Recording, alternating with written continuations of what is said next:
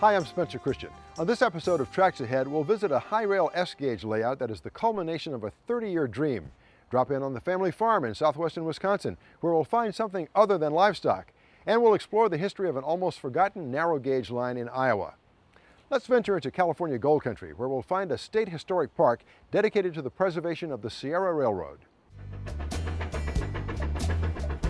Meet the locomotives of the old Sierra Railway.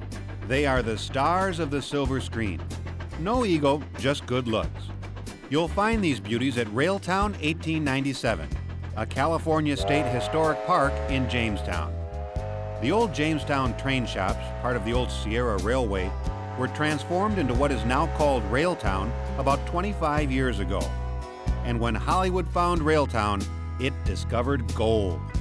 Known as the Movie Railroad, this 26-acre park is located along the main highway to Yosemite. It's been used by directors for more than 200 TV and movie projects, and old locomotive number 3 is the most photographed locomotive in Hollywood history. This beauty is more than 100 years old and has been seen with her co-stars in dozens of big-time pictures. Hollywood discovered the Sierra Railway in early 1920, in the 1920s, and discovered that they could use the Sierra Railway to produce films, to give them the backdrop and the equipment they need to replicate any area of the country, including Kansas or Wyoming, the Great Plains, the foothills, and in some instances the Sierra mountain shots. The Sierra Railway could also provide the rolling stock, the engines, the passenger cars, the freight cars that could be used for any of the applications, of course, that we see in many of the great movies today. The name Railtown came into existence in the 1970s, around 1971, when the Sierra Railway recognized the ability to sell passenger tickets and conduct dinner trains. So in the great era of nostalgia, the 70s, the name Railtown came into existence to promote this place as a tourist destination. A lot of the buildings at Railtown date from 100 years ago, and of course, being an industrial facility, they built structures and buildings as they needed them. And pretty much all the buildings here survived fires and different changes in the industrial use of this place. And so the buildings here today are found pretty much as they were built over the past 60, 80, or 100 years. Our locomotive number 3 was brought here. It was built in 1891 and spent its first few years in Arizona. It is said to have brought the first passenger train, first revenue passenger train into Jamestown. It's been on the property ever since. It was built in a time when technology was changing in the railroad industry. So it's got the looks and the lines of the late 19th century equipment, but began performing like 20th century locomotives. So it can be used for any era in the 1800s and the 1900s.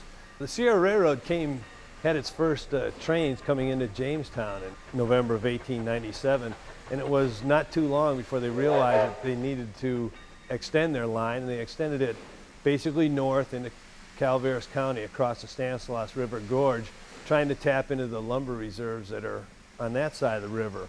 Our number 5 and 6 coaches, number 5 being a coach combine, able to carry baggage, were built in around 1903 to cross that Stanislaus River Canyon, and built short so they could make the switchbacks with a small engine. Hollywood particularly liked these cars because they were shorter, and when coupled into a train, it made a train look like it had more cars with a shorter picture. The number 28 has a good relationship between the speed and power, which was intended for this railroad, having tight turns and heavy grades. It is used today in our passenger operations because of its nice lines, and the movie industry in particular likes this locomotive because it can be made to look like a mainline locomotive in the films, or a nice short utility locomotive. When you walk through Railtown, you'll be tracing the steps of some of the stars who have worked here, including W.C. Fields, Gary Cooper, Jimmy Stewart, John Wayne, and Ronald Reagan. You can look at the old roundhouse, the working turntable, and you'll step back in time when you see the belt-driven machine shops. Railtown is run by the California Parks and Recreation Department, the same folks who operate the prestigious State Railroad Museum in Sacramento. George Sapp is train engineer, tour guide, movie buff, and occasional resident of Hooterville. When we leave the station here, the first thing we'll come across is our world-famous water tank, made famous by the Petticoat Junction TV series in the late 60s. People still want to know where the water tank is, and by golly, it's still here. Then we head out on the tracks through the rolling hills, the gold country. We actually passed right over the Mother Lode deposit, out there by Rogers Cut, on our way down to Woods Creek. Woods Creek is where gold was first discovered in this county in 1849, caused a small gold strike here. A lot of settlements came out of that. Jamestown was settled by 1849. When the Sierra Railway first started rolling back in 1897, the first train arrived carrying lumber. And believe it or not, the Sierra Railroad itself is still very much alive. It's an active freight line with big plans for the future. The Sierra Railroad was founded in 1897 by three men, Thomas Bullock, Prince Andre Poniatowski, and William H. Crocker. And their intent was to reach the mining interests that they controlled in the Sierra, in addition to supporting the growing lumber industry. The interesting thing is that in 1897, they began shipping lumber and mining products for $4 a ton. Today, 104 years later, we ship for $3.50 a ton. Sierra Railroad today has three principal elements. One is we're still a freight railroad, hauling thousands of cars a year of lumber and wood chips. We're also developing mining interests to haul limestone, sand, and gravel from the Sierra Railroad to the Bay Area. Second element is the passenger business. We've started a gourmet dinner train called the Golden Sunset Dinner Train, operating out of a new train station we've built in Oakdale, California. So that is a growing element of the railroad. And the third is we're now going into the power industry, using locomotives to create electricity. The excursion ride will give you a little history. You'll see that this historic railway has always been mining for precious natural resources and providing very rich natural memories. All aboard! Gold is still being found in the streams around the park. Most of us started our passion with trains in childhood, and the builder of our next layout is no exception. But he has the advantage of combining his passion with his job. David Ball has probably seen more trains in his life than any other individual we know. While that's a strong statement, let's just say that David has visited more railroads than most enthusiasts ever managed to see. And there's a good reason for his checking out dozens of toy and scale model layouts, along with Class 1, narrow gauge, and tourist railroads around the world.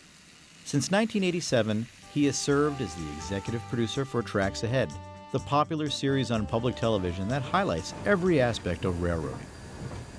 David has traveled endlessly to show viewers the exciting elements of railroading, not to mention the finest layouts in every size. And along the way, he has taken endless notes on what he might like to incorporate into his own layout. But we're getting ahead of ourselves. I grew up in Dubuque, Iowa, right at the end of World War II. And that was really a great time to be a kid, especially if you were interested in trains. Those were pre-television days, and so for recreation, the family would all pile into the car and we'd go for a ride after dinner. That usually ended up at the rail yards. It was really great for me to see all the steam locomotives and every once in a while one of the new diesels.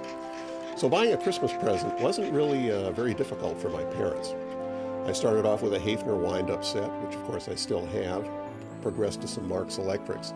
But those of course were the days of American Flyer and Lionel, and I wanted a real toy train. So in 1950 I got my first real toy train set. It was an American Flyer circus set, and I never really realized how fortunate I was until I started collecting. And collecting became a hobby in later life. While David started in N-Gauge in the 1970s, he found it too frustrating to work in something that small. Fortune again smiled. Well, my wife was working for a local bank, and one of her coworkers came in with a Sunshine Special set. He'd had it as a kid and really didn't have any interest in keeping it, and he asked if I wanted it. I think I paid like $25 for the whole thing. Once I started to unwrap it, I realized how much I missed these American Flyer trains. So I set out to see what else was out there. Haunting the swap meets and local shows, David soon acquired a collection. I knew I had to set some parameters because once I started collecting, I just wanted everything that Flyer made.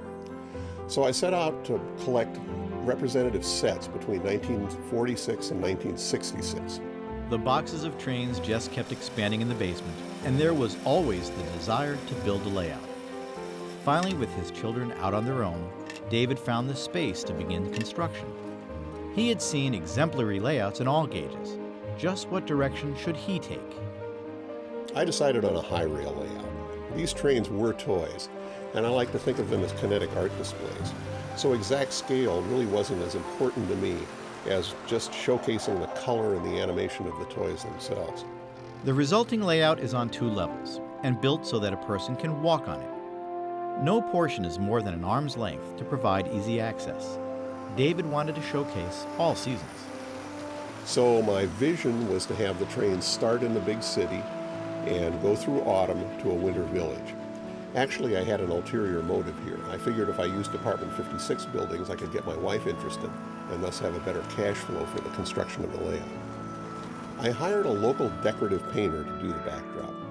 While I can do okay with an airbrush, I just really didn't feel that I had the expertise to merge the seasons, draw the buildings, do all the clouds, kind of blend the seasons together, all of that. So I hired an outfit called Off the Wall Painting to do it. It took a year for the owner to paint it, and it was all done on canvas, so we just put it up like wallpaper. At one end, of course, you've got the big city. The scene progresses through a rural area, then into autumn, and finally night in a winter village. And with all the years spent collecting, there are some fine train sets to be put on the rails. And there are even a few that American Flyer didn't make. If I liked the color scheme of a particular line, I just pulled out the airbrush, some old junkers, and made them into something that might have been. The scenery is a mixture of traditional hardshell, crumpled ceiling tile, and the new resin-cast rock molds. The latter were important to convey the impression that the layout had high rail pretensions. So what's next for this S-gauge enthusiast? I may add to it, I may tear it down and rebuild it. The only certainty is that it will still be S-gauge and it'll still have toy trains. Dave says that he is already planning a new layout with more room for operating trains. Narrow gauge railroads weren't just found in the mountains and the western United States. In a moment, we'll explore a little-known line that struggled in eastern Iowa. But first, let's go to a quiet farm in Wisconsin. It may look peaceful, but the old barn hides quite a secret. Let's take a look. From the road, the Guthrie family farm looks like any other. But take a closer look, and signs point you in a different direction. Here in southwestern Wisconsin, we'll visit Buck Guthrie, a former railroad engineer who is still working on the railroad, but in a slightly different scale. His inspiration for a toy train museum came about at an early age when his family visited the Pennsylvania attraction, Roadside America. One day, Buck and his wife Jan happened to buy the old homestead, and they had a vision. We bought this place back after it was out of the family for a long time, and then I had been collecting to build a toy train museum all my life. And as we bought this place and started rebuilding this old barn, thought maybe this would be a good place to do that toy train museum. It's kind of unique in an old barn, and it's a lot more fun than cows. The barn is filled with a vast collection of trains. Their various gauges and periods all combined to make a colorful display. We've got everything from Z gauge, the little bitty ones, to standard gauge, wide gauge. They're American Flyer and Lionel, O gauge, Lionel, S gauge, pretty much everything. And it's not just the running trains. There is plenty of animation to see as you explore. I like the pogo stickers. We have a couple kids' pogo stickers, and they're made with my toaster. My electric can opener is now an airplane that's flying around the barn. I asked him to fix my printers a couple years ago, and there are elevators going up and down in a high-rise. Buck doesn't believe in letting good equipment go unused. When I was younger, I couldn't afford accessories, so the only way I could get an accessory, a log loader or a sawmill, was take something apart and use the pieces from that and make my own. and it's just gone haywire from there. VCRs, very good for that. There's several different motors in a VCR, and you can get all you want for free because they're throwawayable. Buck's mind is constantly at work. Sometimes the solution to a problem will literally appear overnight. This racetrack, it was a dream. I had them actually glued down, and I thought how cool that would be if they actually ran. And I thought about it, and when I went to bed, I woke up in the morning, and I knew what I had to do. It glued magnets on the cars. Then underneath, I made a contraption using the pulleys are electric tape containers. The motor that spins it's out of a microwave oven. But the wheel, this wheel with the magnets on it, catches the sandpaper and causes it to turn. That's what makes the cars pass. Visitors are numerous and come from all over the Midwest. Buck and Jan love to visit and challenge their visitors to find all the subtle items on display. And we have an I Spy that we give you. It's a list of things to find in that. The I Spy game is constantly changing because we're always building new things and adding new things. Yeah. So that's kind of fun because people do have a very good time with that. Then there's a prize at the end if you get all the things right. So I love seeing the faces. I love seeing somebody come in the door and maybe a grandfather recognizing a train he used to play with when he was little and just showing it to his grandkids. I have husbands that'll come in and the wife will stay in the car because she's not into trains. And it doesn't take 10 minutes before he's running back out the door. You got to come in and see this. And boy, they have a good time. The action isn't all inside the building. Outside, visitors will find the Argyle and Eastern Railroad, a one-of-a-kind stainless steel park train. That's a neat little train, something that I've looked for since I was just a little guy when they were everywhere. You'd see the park trains in drive-in movie theaters and little town parks and carnivals, and it came out of the museum up at Green Bay, the National Railway Museum. It had run there for many years and got torn up and forklift to the back and pretty much forgotten about. Because there was no locomotive, Buck built one by using a VW Rabbit engine. The railroad climbs steep grades and winds around the property. Along the way, visitors will see remnants of past full-scale railroading. The future could hold much more for visitors. I'm pretty happy with where it's at now. We've got a whole upstairs to go, though. Yeah. Oh, Lots of room, 50-foot ceilings. We could Lots have big of possibilities. Yeah. The toy train barn and the Argyle and Eastern Railroad are a mandatory stop for someone of any age looking for a memory that will last a lifetime.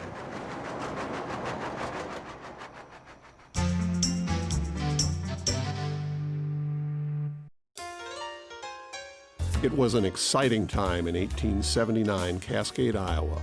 The railroad was coming. With 2 mills on the Maquoketa River, Cascade was booming, and the town was looking for a gateway to the outside world. A spider web of steel started to make its way across the United States. Each and every town was convinced that their survival depended on the railroad connection, and this little eastern Iowa town was no exception. It really brought them up to the forefront in this part of the country, remembering that Galena, Illinois, 18 miles east of Dubuque, one time was larger than Chicago. And then the flow of traffic coming out to that area then crossed into Dubuque. Well, everybody wanted a little piece of the action, so they would start their towns, and it was a lot of granaries, it was a lot of different things that they manufactured. The problem was getting that product out of their towns into the mainstream.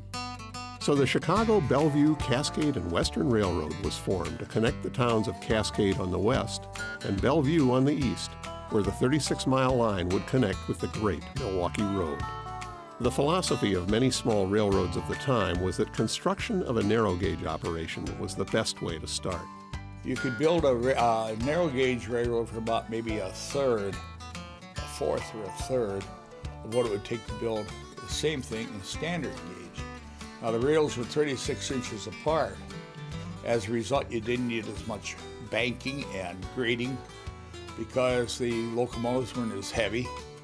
The cars and equipment were a lot lighter and cheaper, lower cost, if you will. The builders of these smaller railroads held the firm belief that once completed, they would be swallowed up by the larger standard gauge railroads, who would then upgrade the line to standard gauge. In 1880, the plan seemed to be working for the little CBC and Western. Right on schedule, the Milwaukee Road bought the line. The citizens of the area were overjoyed. The future was bright indeed. But the Milwaukee Road engineers determined that the terrain was too hilly and that an existing 2.8% grade would present expensive problems for converting the little line. So expensive that the line would never be profitable. As a result, the railroad remained narrow gauge, much to the frustration of the local patrons. The railroad had only one major accident in its history. Well, in 1907, Mary Rowland was riding in the combine, half passenger, half baggage, and she was talking to another lady, and she said how happy she was to get home to her children. She'd been away for a few days. And they came into the Washington Mill bridge, and the last car, which was the combine, jumped the tracks. And that car went over and fell to the below about 30, 40 feet, closed like a book. She died, the conductor ultimately died, and there were a few other injuries, but not that severe. By the early 20th century, trouble was brewing. The growth of Dubuque to the north and Davenport to the south overshadowed Little Bellevue. Shippers could get their goods to the banks of the Mississippi, but items still had to be transferred to the standard gauge cars for the final run to the larger markets. By 1932, with the Depression in full force, the Milwaukee Road was ready to abandon the little line. But before the line could be torn up, a savior appeared in the form of Minnesota businessman Earl Bradley. Bradley purchased the line in 1933, and once the ink on the contract was dry, revealed his plans. Bradley was eager to test a new concept in railroading, rubber-tired wheels riding on steel rails. The rubber-tired vehicles had already been pioneered in France and were in use by the Texas and Pacific and Reading railroads. But instead of resembling the sleek chrome cars of the larger railroads, Bradley's first vehicle, painted a bright yellow and dubbed the Canary, looked like a milk truck. Not only did it look clumsy, it was underpowered to the point where it could only move one or two freight cars at a time. Bradley was confronted with incredibly bad luck. The Canary was irreparably damaged by a cracked block in the winter of 1935 when an employee failed to drain the engine. Record snowfalls hobbled the line in the mid-1930s as well. By 1936, Bradley had had enough. A government loan designed to bail out the little line was denied, and Bradley contracted with short line experts William Bell and William Schoenthal. They were to make the line profitable or scrap it. After heavy snowfalls in 1936, and with the snowplow broken beyond repair, the experts opted to scrap the line. And by 1937, with the rails torn up, the engines and equipment sold or abandoned, the little line became only a memory. Little remains today of the Chicago, Bellevue, Cascade, and Western. There are a few repurposed buildings and some railway embankments. The original depot at Lamont houses a museum dedicated to the line. Well, the depot is the original depot in the original location, and we stored that about 14 years ago.